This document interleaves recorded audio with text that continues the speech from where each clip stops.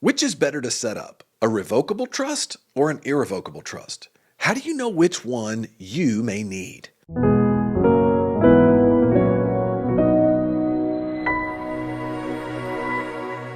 Hi, I'm Jeff Hampton with STR Law Guys. Today I want to talk to you about all things related to trusts.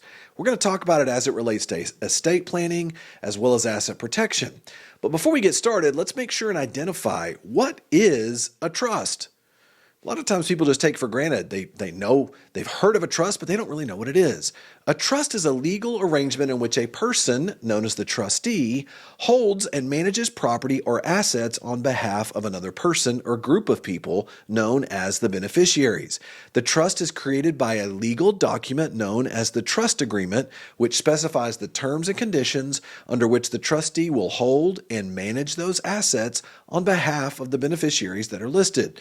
Now, listen, trusts are recognized in every state in the country, and they are commonly used for both asset protection, they're used for estate planning needs, they can also be used for charitable giving, as well as special needs situations that may arise. And in fact, they're extremely useful as a way to transfer assets to future generations while also helping you shield yourself from federal estate tax issues that may arise. Okay. And here's the other thing. When you compare it to using a will, it's no contest. I mean, literally, the difference between the benefits on a trust compared to a will are significant. Like if you have a will, for example, trying to put together a will, in most states you have to go to probate court. So that means if you die, that means your beneficiaries under that will are going to end up having to take that will into court. And guess what? That's expensive. Who gets rich in that situation? The attorneys. You end up paying attorneys quite a bit of money to go into probate court, and a judge will decide what happens to your assets. Now, the other downside to this is you open yourself up to will contests and different things that may arise where someone could come in and argue that they have a right to the assets in that will. You avoid all of that when you use a trust. A trust can be used to protect your assets in that situation because a trust outlives the person who set up the trust, known as the settlor. Okay, so the person who set up that trust, it outlives them. Okay, now listen, also trust can also be used to protect your assets from creditors and from, greedy personal injury lawyers trying to come in and take your assets. But the real question is this, though. We have an understanding of now what a trust is. Which type of trust makes the most sense for you? If you want to put together a trust, you have to kind of ask yourself a few questions. What are you using it for? Are you using it for estate planning? Or are you also trying to use it for asset protection? Now, if you're going to use it for estate planning, many times a revocable, what we call a living trust or a family trust, is one of the best ones to use. And let me go over very quickly with you some of the positives, some of the benefits of using a revocable trust. First of all, when you talk about a revocable trust, essentially you have a settlor, you have a trustee, and you have a beneficiary. The settlor is the person can set up that trust, fund the trust. Now, the great thing about a revocable trust is that you can set up your own trust, and you can be both the settlor, you can be the trustee, and you can be the beneficiary. So that means in your lifetime, you can actually use this thing in every way. You don't own the assets that are within that trust, but you can control them. So as a result of that, it's a wonderful way to be able to maintain all of your assets while you're alive. And then, of course, if you pass away, what ends up happening is you're able to pass that to the successor trustee. At that point, that successor trustee has a fiduciary duty to make decisions that are in the best interest of the beneficiaries, meaning your kids or whoever you're passing your assets to in the trust. So it's a wonderful asset, a wonderful means by which to pass your assets to your beneficiaries. So it's used very frequently. Now, let me just walk through some of the pros. What are some of the benefits of using a revocable trust? Number one, you have greater control over all those assets in your life compared to using an irrevocable trust. Number two, you also can be treated as a disregarded entity by the IRS. Now, why is that important? Well, because during your lifetime, you don't want your assets to be taxed in an unfair way while you're alive. Well, you can set that up in a way where as those assets pass through you and you manage them during your lifetime, you're not treated any differently than if they were just in your personal name and you didn't have them in a trust. You can also have the flexibility to change the trust. So you can come in whenever you want to and modify it. Maybe you want to remove a beneficiary. Maybe you want to set it up for a different reason. Maybe your kids, as they get older, you say, you know what? I was setting this thing up for health, education, maintenance. I was really wanting to put this together that way for them, and I was going to give it to them when they were 19 or 20. I've changed my mind. I'm going to now change it to when they're 25. I'm not liking the direction this is headed. Well, now you can go back in there and change it whenever you want to. You can modify that because in your life you have more control during that period of time.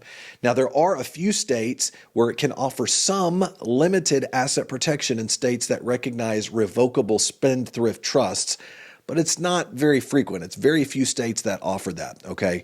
So, but one of the biggest benefits is that you maintain control, and pass-through taxation is absolutely available as part of that arrangement, okay? Now, we've talked about how it's easy to change. We've talked about how it's more beneficial for tax benefits and all of that, but here are some of the cons. What are some of the negatives of using a revocable living trust?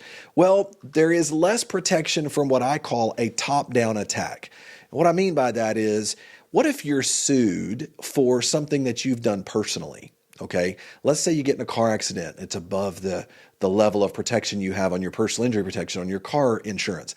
Well, there, using a revocable living trust, I want to be real clear. You have no asset protection by itself by using a revocable living trust. That's a big misconception. Sometimes people think that if they use a revocable trust, they think any kind of trust provides them asset protection. Absolutely not. So if you are sued for something you have done individually, that can cause a problem for you because that trust is going to provide you no protection.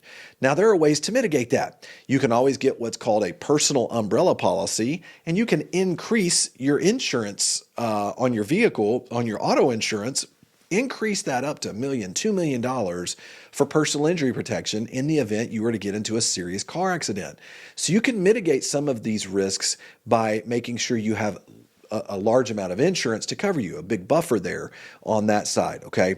Now, let me talk for a little bit now about irrevocable trusts. Let's identify what those are. An irrevocable trust is different in that here, a third-party trustee controls the trust. And what that means is you can't be the trustee. So you're not the person that's actually administering the trust. It's someone else. This third party now can make decisions. So if you want to be able to do something with the trust, you have to go to them and talk to them about it and get their permission to do it. You can be the trustee if a relative settles the trust naming you or your children as the beneficiary, but you must always list a second, quote, independent trustee that should be appointed to be involved in the process. So the arrangement does not allow you to place property into the trust either, but allows trustees to purchase property for the trust.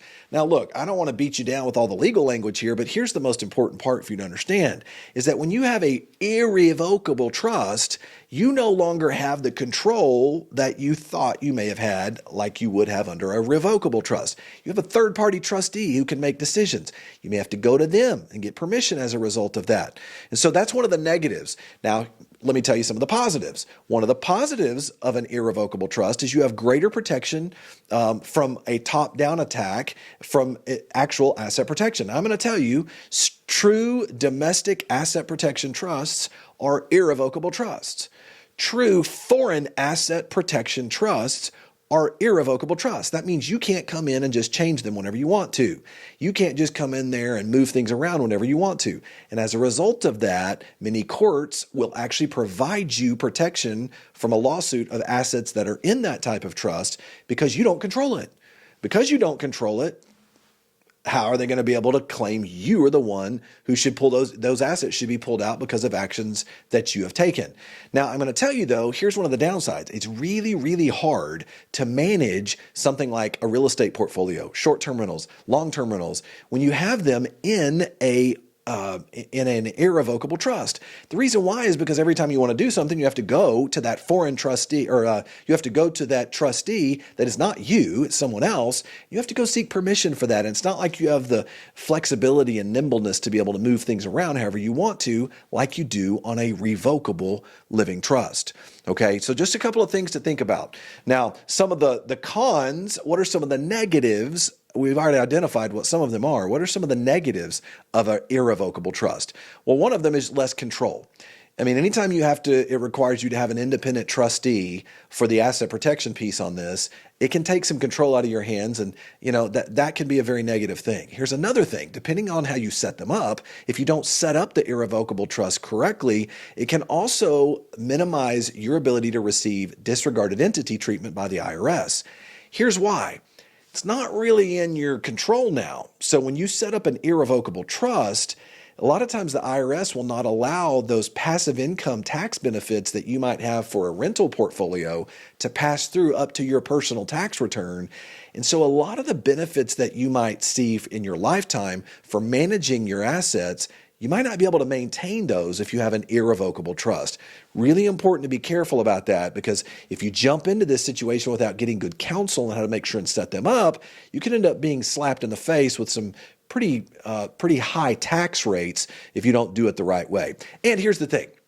One of the worst things about an irrevocable trust is just more difficult to change. It's more difficult to be able to manage that and move those around. So a lack of control allows for the benefit though is it allows for a greater top-down asset protection, which means, do you have more protection? You bet. But do you lose an enormous amount of control? Yeah, you do. And so those are the type of things that you have to do. There's always a trade-off between considering a revocable trust or an irrevocable trust.